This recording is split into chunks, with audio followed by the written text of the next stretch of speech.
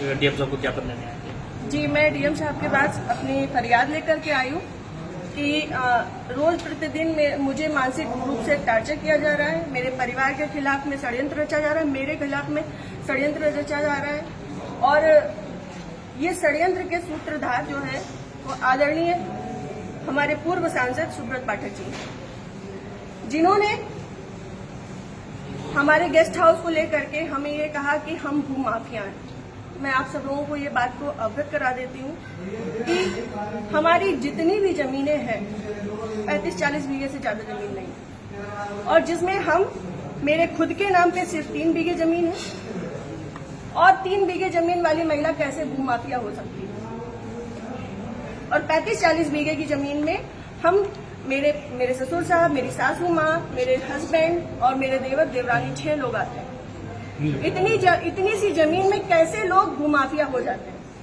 जो ये बड़ा उससे कह रहे हैं कि चपुन्ना के भू माफिया।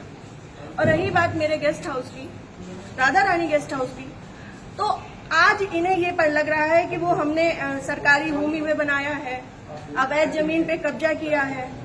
तब क्यों नहीं लग रहा था जब 5 साल से उसी में दावतें खा रहे थे, भारतीय जनता पार्टी की मीटिंगें कर रहे थे, हमारा पैसा खर्च करवा रहे थे, रोज मीटिंगें हो रही थी, तब क्यों नहीं ये आपको लग रहा था? आप पूर्व सांसद के ऊपर एक आरोप लगा रहे हैं। बिल्कुल, आप भी बीजेपी के कार्यकर्ता? मैं बीजेपी की कार्यकर्ता हूँ और बीजेपी में ही काम करती हूँ शुरू से लेके लास्ट तक, जब तक मेरा जीवन मुझे अलाउ करेगा, जब तक ये कन्नौज के नेता मुझे सहज भारतीय जनता पार्टी में रहने देंगे, तब तक मैं भारतीय जनता पार्टी की ही सदस्य हूँ।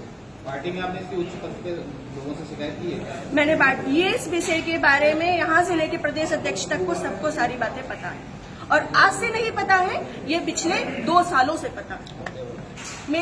मेरे पिताजी, मेरे ससुर साहब, मेरे हस्बैंड, मेरे हम सब लोगों के लिए हत्या तक का मतलब षड्यंत्र रचा जा चुका है, और विगत के चुनाव के निर्णय के बाद ही रचा गया। पिछली 4 जून को रिजल्ट आया है, पिछली 3 जून को ये हमारे गांव गए थे। हमारे गांव जाकर के इन्होंने, हमारे राइवल्स हैं जो, उनके घर जाकर के इन्होंने 2 घंटे की बैठक रखी जिसमें षड्यंत्र रचा गया। और उसके बाद ही उसी दिन इनके एक प्रमुख कार्यकर्ता कहिए, चमचे कहिए, कुछ भी कहिए, वो जीतू त्रिपाठी, उन्होंने मेरे ससुर साहब को फोन किया, जिसकी मैं रिकॉर्डिंग आप सबको भेजूंगी और चाहूंगी कि मीडिया में आप चलाएं। उन्होंने मेरे ससुर साहब को धमकी दी कि अगर चपुन्ना चुनाव नहीं जीता तो आपको 4 तारीख के बाद देख लिया जाएगा। उसके बाद से ये सारा षड्यंत्र रचा गया। क्या चुनाव हरवाने में आपका भी श्रेय जाता है? मैं भारतीय जनता पार्टी, जिस तरीके से वो आरोप लगा रहे हैं, क्या वो कुछ भी कहे, वो तो ये भी कह रहे हैं कि भाई नेहा त्रिपाठी ने 20 लाख रुपए ले लिए थे सपा से, वो तो उनका मुंह है, कुछ भी कह सकते हैं। पर मैं भारतीय जनता पार्टी की कार्यकर्ता हूं, और सभी लोग सोशल मीडिया जानते हैं, चलाते हैं, सभी लोग मेरी आईडी में देख सकते हैं कि मैंने किस तरीके से काम किया है। मैं सुब्रत पाठक के लिए काम नहीं करती, मैं भारतीय जनता पार्टी के लिए काम करती हूँ। आपने प्रशासन और पुलिस से शिकायत की इस बारे में? जी, मैंने पिछली 25 तारीख को प्रशासन पुलिस से शिकायत की थी, जिसमें सीओजी की टीम गठित है, और अभी तक कोई भी पकड़ा नहीं गया। क्या मानती है पुलिस, प्रशासन और पुलिस दोनों लापरवाही कर रहे हैं?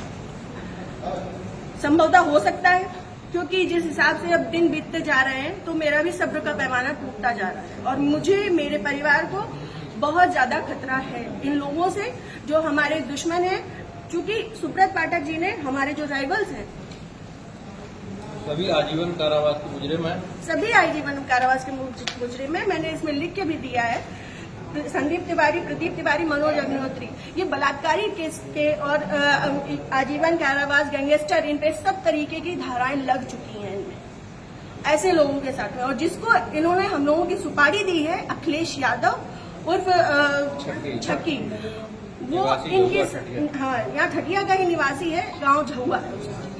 वो इन लोगों के साथ में, सुब्रत पाठक के साथ में भी जेल में रहा है और इन लोगों के साथ में भी जेल में रहा है, और अभी फरार है। और इन लोगों की मोटरसाइकिल भी उनके पास है, अभी तक वो भी बरामद नहीं हुई। ये लोग सिर्फ मेरा मानसिक, शारीरिक और चारित्रिक शोषण करते आ रहे हैं 2 साल से। मैं 3 साल से मैं बहुत ज्यादा परेशान हो चुकी हूँ।